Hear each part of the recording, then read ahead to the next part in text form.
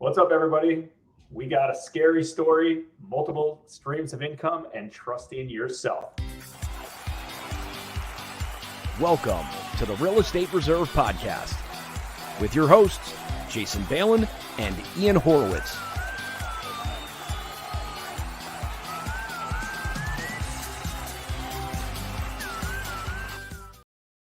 Ian, what is up, buddy? What's up, dude? Let's get this show on the road today. So I know I'm throwing out a bunch of different stuff. People's head might be scrambled a little bit. Like, what are these guys talking about? But we're going to start off with a scary story here in a second.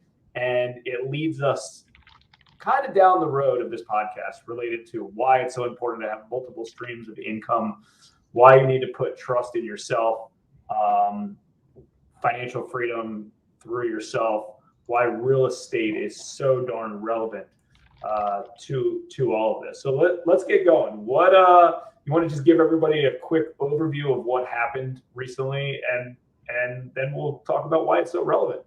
Yeah, man. We've been tossing this idea around, even debating about talking about what happened over this past week. But after talking about it, we realized a lot of people are in potentially a similar situation, and it's been a common topic that's been coming up, and the same themes have been coming through. But Friday night, and I am paying attention here because I'm sharing as well.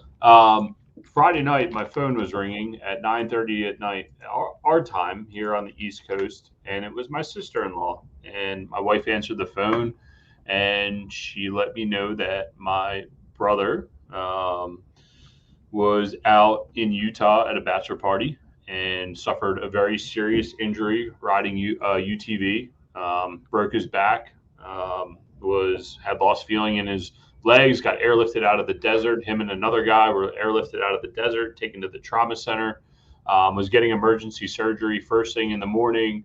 They have a newborn at home. Their baby's only 6 weeks old, and she's sitting there going, hey, I got to get out there. Like, he has no one out there. He's on a bachelor party with a bunch of dudes that he barely knows.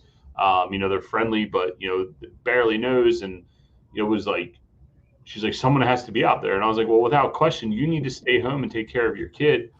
I will get out there. I will book a ticket right now. And that's what I did. I booked the ticket, got out there. I landed right as Andrew was coming out of surgery.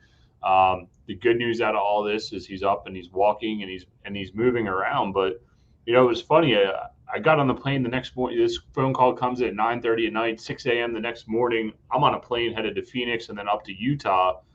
And I think so. Maybe it was Saturday morning, Jay. I text you and I was just like, hey, man, like, what's crazy? Like there's a lot of people out there that are like, look, I just want to make enough money to survive and quit my job or whatever. And like me and Jay talk a lot about like, you need to make as much money as you possibly can because you just never know, dude, right? Like, here was a prime example that if I didn't have the means or the wherewithal to get on a plane and go, and I'm not talking about putting stuff on credit cards. I'm talking about being able to physically pay for this and get out there and do what I needed to do to make sure that he was all right. Like, that was the most important thing that I could have done.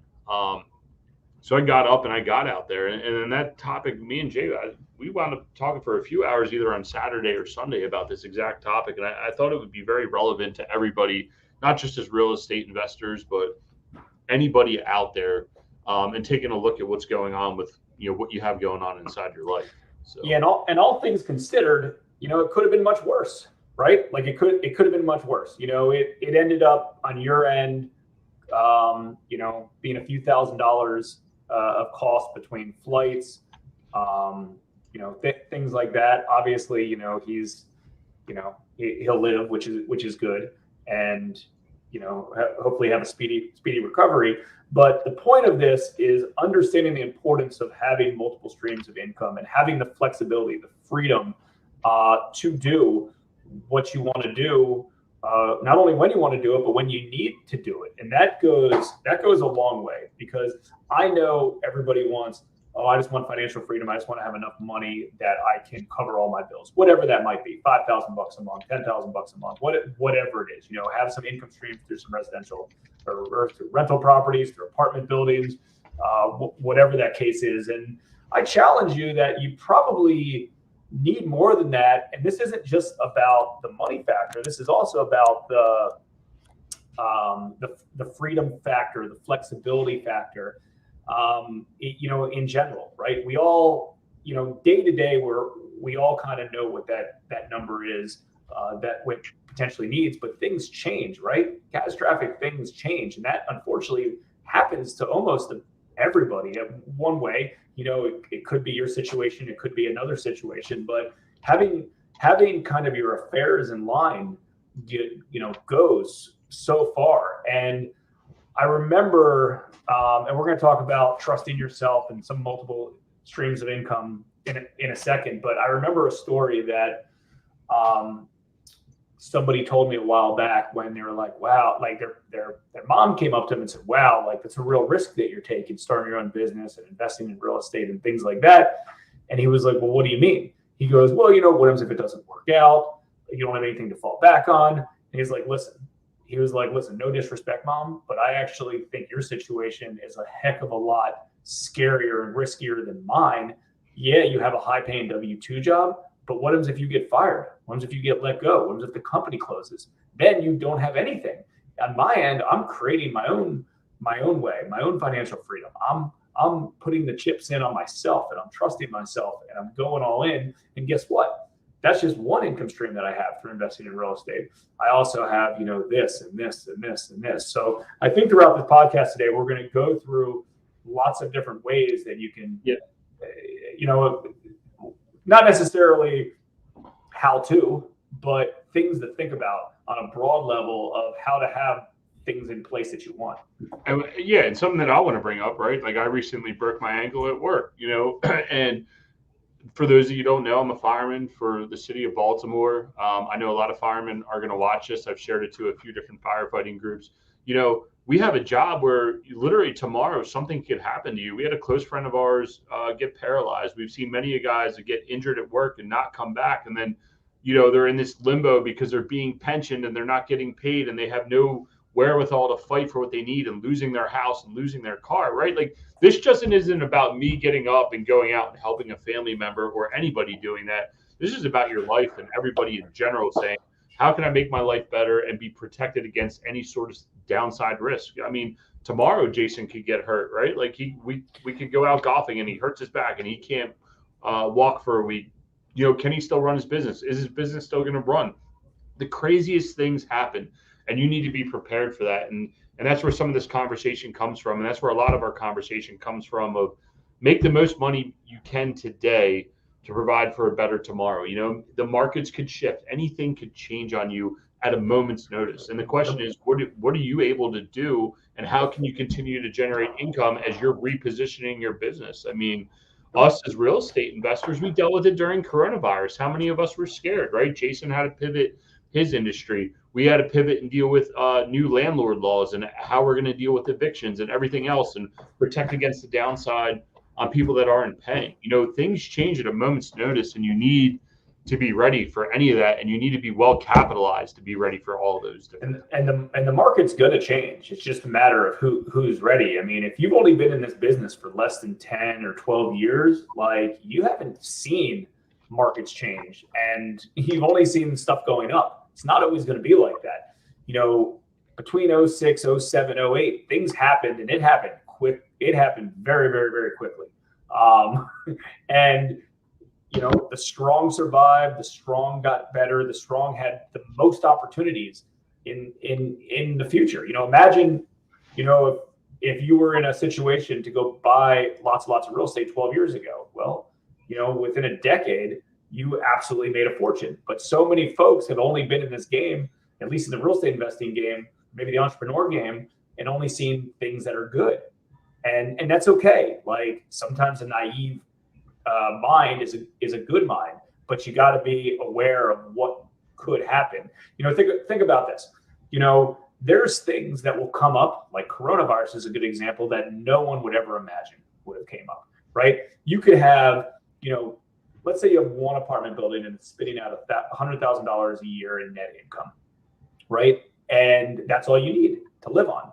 There's an argument of like, oh, cool, I'm retired. Yeah, you might be, but you also got to start thinking of other ways to generate revenue. It's not just about kind of living your daily life. It's about other things that could occur. Like, let's be honest. Who knows? And I'm just throwing out some crazy things right now, but it could occur, right? It could be illegal to own a residential property, right? They could pass a law that makes it impossible for you to do a flip, right? I'm just saying, like, stuff could happen. It could be illegal for, me to be a private lender in the future. They might, they could put some sort of tax in place that every time, you get a rental income, the tax is so high that it's not worth it. Things change. That's the point. Things change. So just because you have a good business going, or you have, a good thing going, you still got to have multiple income streams. Now I'm talking about, potentially owning rental properties, investing in notes, investing in syndications, having, public markets and stocks, having bonds, having lots of different things, not putting all your eggs in one basket. That's the thing. You can't put all your eggs in one basket because, for instance, Ian, if let's say, God forbid his brother's situation was worse, and let's say he had to move into the house with Ian and Ian had to watch him around the clock. Let's just say there's a situation like that. Well, he still has a business that's automated that could help him out, right? I'm not saying it wouldn't still be a challenge, but the point is stuff happens, right? You could be in a lawsuit. You could be in a lawsuit with a business partner, and they don't have the same view as you, and all of a sudden, all your real estate belongs to them now, right? Things happen. So I don't think we need to continue to harp on this. I think the important part is understanding the importance of having multiple income streams. And I think the hardest part for people, I think there's three things that are hard. Number one, everyone thinks what's happening in their normal day-to-day life is the norm, and it might be, right? So, hey, whatever you're doing today is working. Hey, I'm just going to stick to that. That's kind of the one thing that I think a lot of people kind of run into the trap. A lot of people get complacent, right? Yeah. Like, they have a lot of momentum, then they have a good thing going, and they're like, you know what? I'm going to take some time off, right? Well, and go ahead. No, sorry, I was going to cut you off because we could go on and on, but like, let's define multiple streams of income. Would you consider me and Dan that invest in? We have 50 rental properties. Do you consider that multiple streams of income? Yeah, I mean, I think that's good. It's all in one asset class, right? So I think you got to diversify into different asset classes. But obviously, having 50 rental properties is better than having one. Right? You have one that burns down and you don't have an insurance policy, God forbid, on it. You have the other ones to cover the gap. And when would you say it's okay to venture outside your asset class, right? Like, because I'm with you. I believe that having multiple rental properties is multiple streams of income at the simplest level, but I think it gets more complex than that.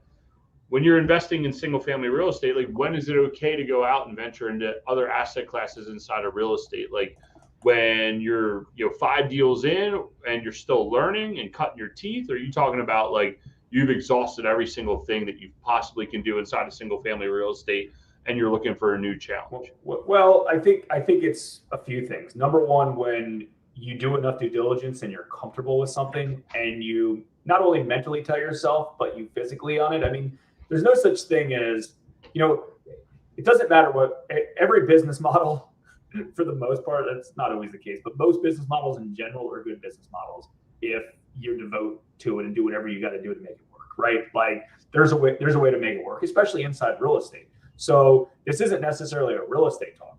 I think you can do whatever you want. You can between owning a coffee shop to owning a gigantic skyscraper to owning an e-commerce store, however you want to do it, but you got to treat it as a business and you got to treat it the right way.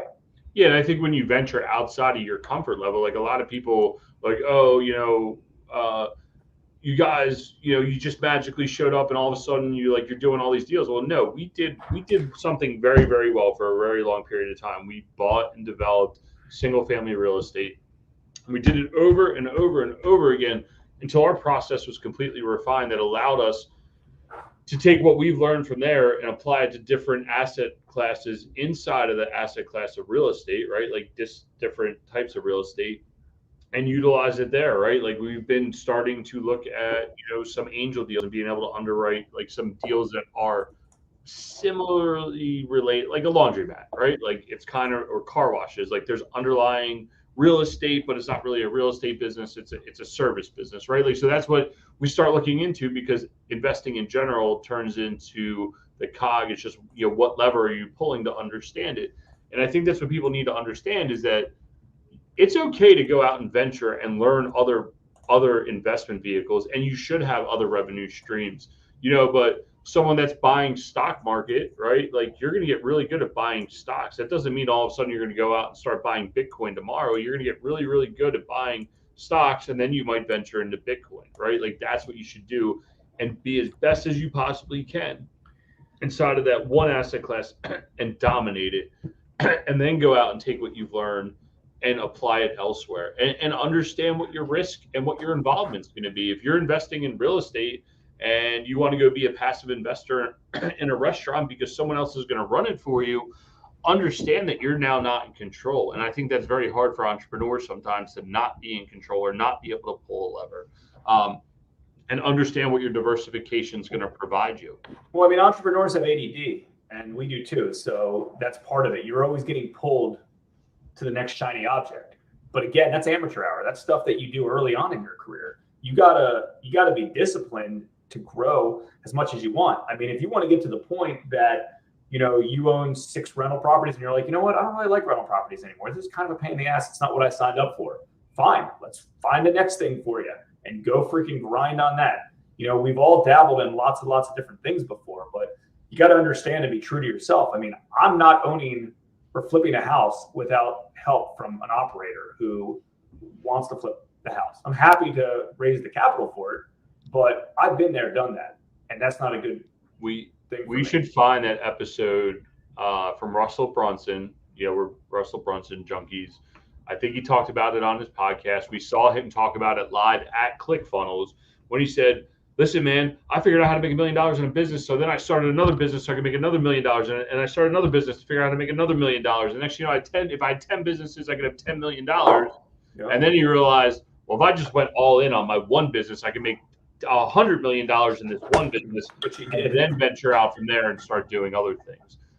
So I think that's a really good point, that you should really just dominate that. Yeah. And again, talking about multiple income streams and stuff like that, that's, I'm not saying like, okay, let's go make $1,000 here and then $1,000 here. Not like, control your business, get your business in place. And then after your business is up and running, use the proceeds of those that business to try to invest in other things. Invest in the business, invest in yourself, invest in other businesses, things like that. That's the important part.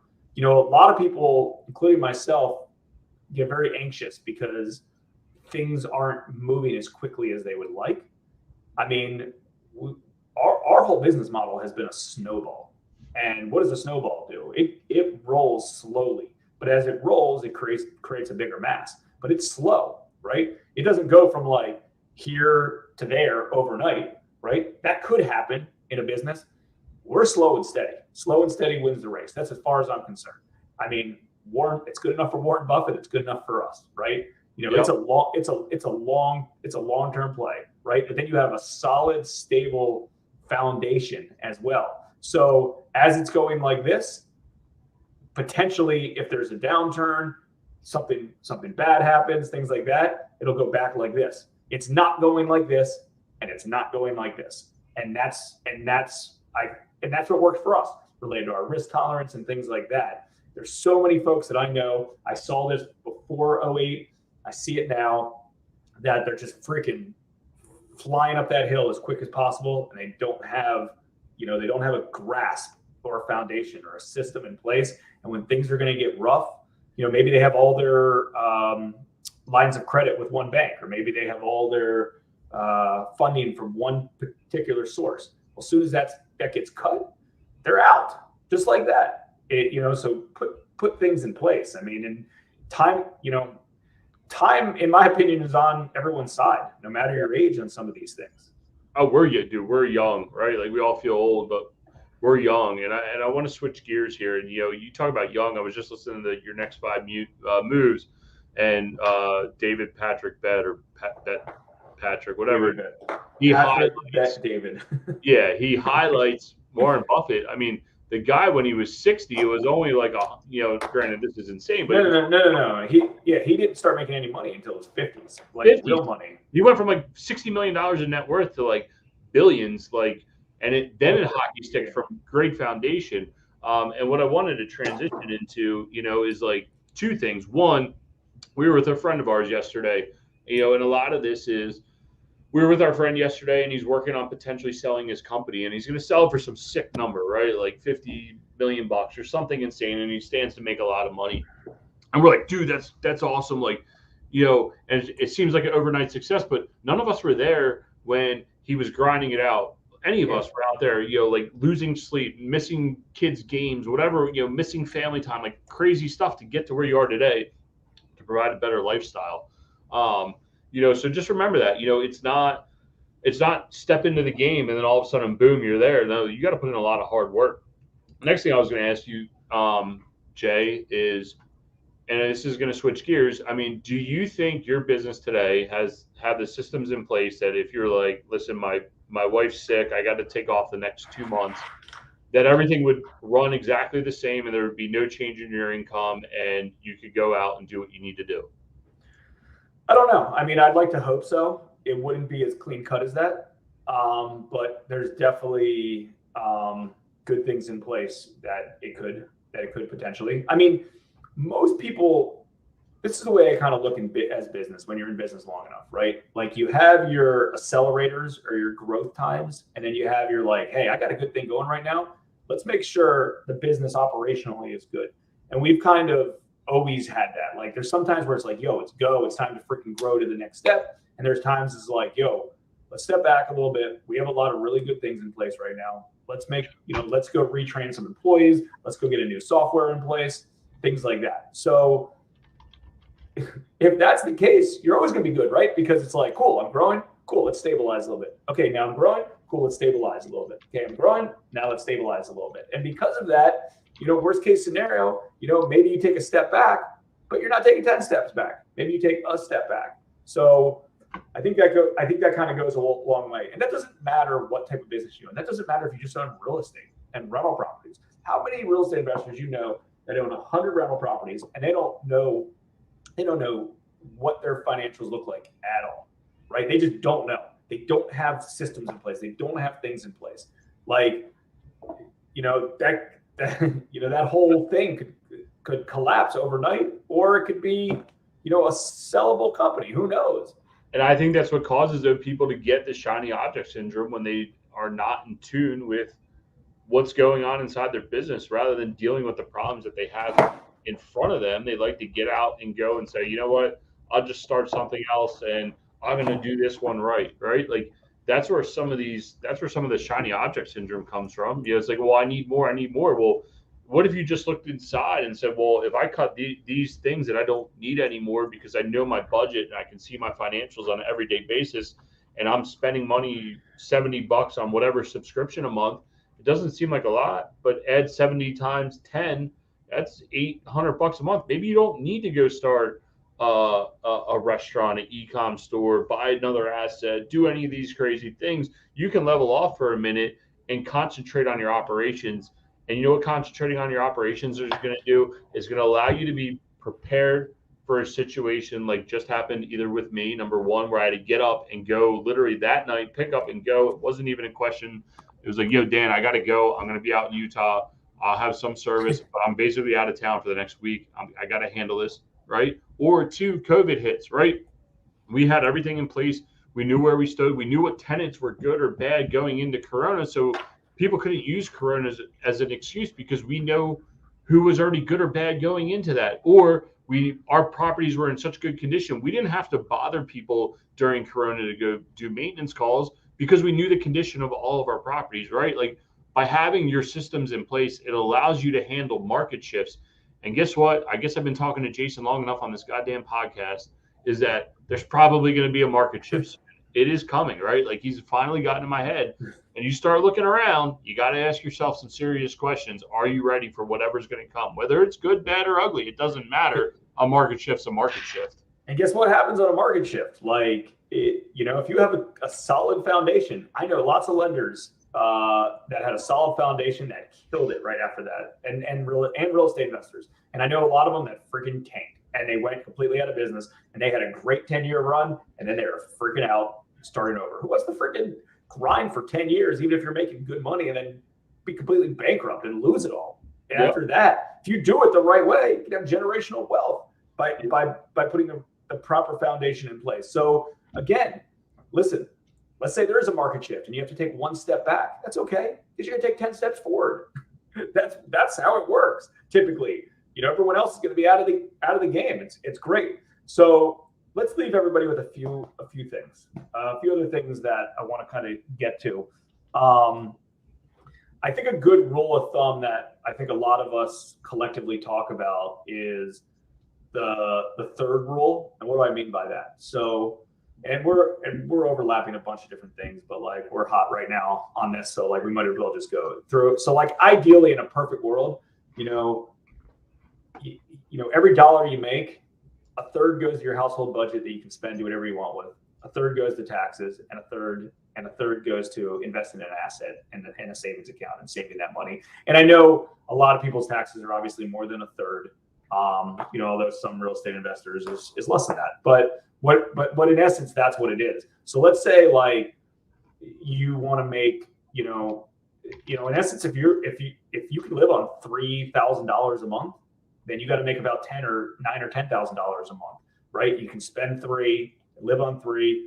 So you can live on $3,000, you pay taxes on $3,000, and then you save $3,000, right? And that might seem crazy, right? But like that's the responsible, like the best way to do it. So you're saving money side by side as you're spending money, right? Now take that to a higher level.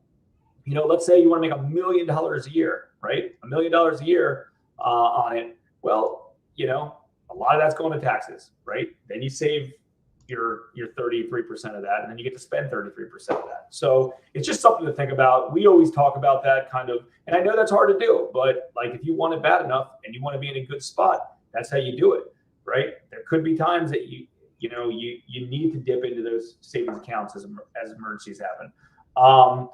And one other thing I was going to mention related to Fast Lane Millionaire, that book, I think we both read it about a year ago, related, and a lot of it was like, hey, people are investing in what they think are high interest rate returns. Well, a big part of that book was, hey, dude, I make 1,000% of my money, 10,000% of my money. You know how I do that? Because I invest in myself, right? I started a business, right? I put $5,000 into a business and make substantially more, or maybe even flip a house, right? Let's say you flip a house, you get a hard money loan for $100,000 and you have to put $20,000 of your own money in, right? And then you make you make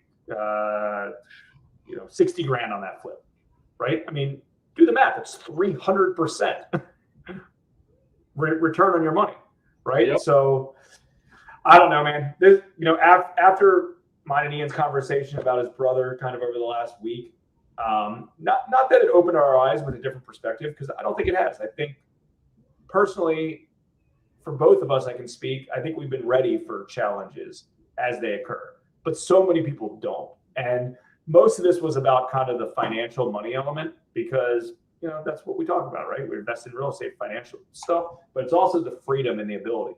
If Ian was working a 9-to-5 job, he can't take off for a week to go do that. And he certainly probably wouldn't have had $3,000 of disposable money to go book some last-minute flights to some middle-of-nowhere airports. But fortunately, he had the ability to. And it's also fortunate that, even though this is kind of like a big thing, a big scary story, it could have been significantly worse, right? Right. And if it was worse, right, like that's the question. Like, what if it was like a life or death question and someone had to be out there in person to make that decision? You needed to assess it. That's where my mind goes is look, don't get me wrong. I'm grateful that I could pick up, we live somewhere that I can get a flight the next morning, right?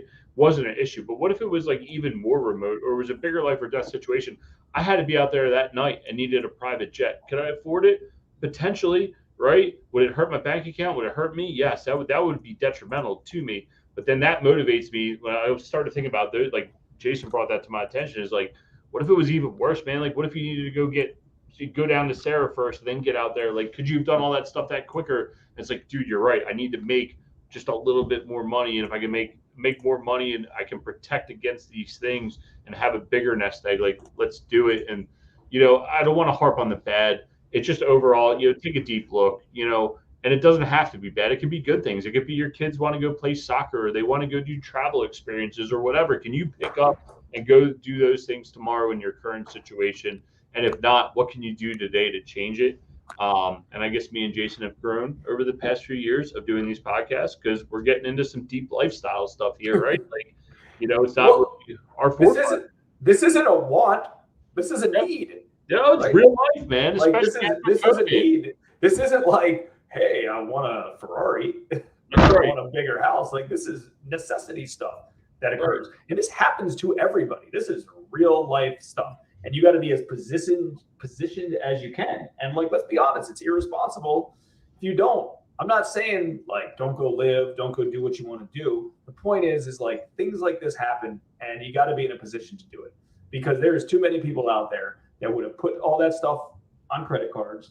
They would have racked up a bunch of debt. And they would have put themselves in a really bad financial situation for something that you have to do, that you have to do. So again, in the end, it's part about freedom. It's part about money. Right. And it's about betting on yourself. The fact that you're taking that risk and betting on yourself and being confident that whatever you're doing today is going to pay off tomorrow. That's it. You've taken that bet on yourself. And that's and in the good news at the end of this podcast is everyone here, for the most part, has found a tremendous financial vehicle of real estate. It's such a great ability to do that you can make the money. You can have the flexibility. It doesn't matter what side of real estate you're in. They're all really, really good asset classes, and it's a great way to do it. It's just be open-minded and think about, situations that do occur, and, bet on yourself, figure out what you are, understand who you are, right? Like, I understand, like, our business is based on mine and my business partner's personality types of what we're good at, what we like doing, what we want to do. Ian's is the same. So, if you don't like how you're currently set up, maybe you're a wholesaler, you're like, I don't like wholesaling. Okay, we'll go buy rental properties. I don't like rental properties. Okay, maybe go buy some flips. I don't like flipping. Okay, then start a lending company. I don't like lending company. Okay, well, figure out what you do like and stick to it, because you're not going to do it anyways if you don't like it, or you're not going to be good at it if you don't like it. It's that simple. So I challenge you that are kind of burnt out and don't want to do it anymore. I challenge you that you even had the right business model to begin with that suited yourself. So try to figure that out. And if you don't like real estate at all, no worries. Go find a business that you do like. But whatever it is, make sure you're focused on it and you go all in on it, because that's the way that, this works. And you're not going to be successful at one thing or the next or the next or the next, unless it's something you're really passionate about. If only we were gurus, this would have been a great sales pitch. Come buy our online course. No, but I shouldn't joke about that. This is just real life, real things that happen. We're not here to sell anything. It's literally giving back about stuff. I tell Jason the way this podcast started was because I was like, Jay, we have great conversations. We should take this to the public.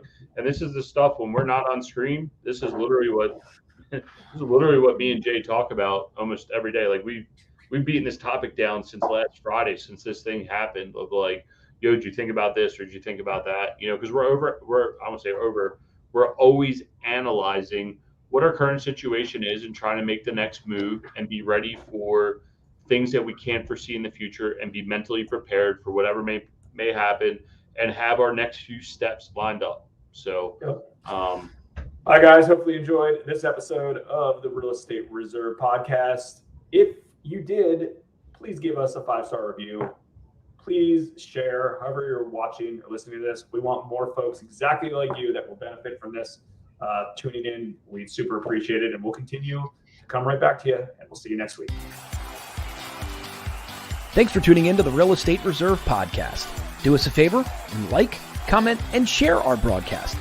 It helps the algorithm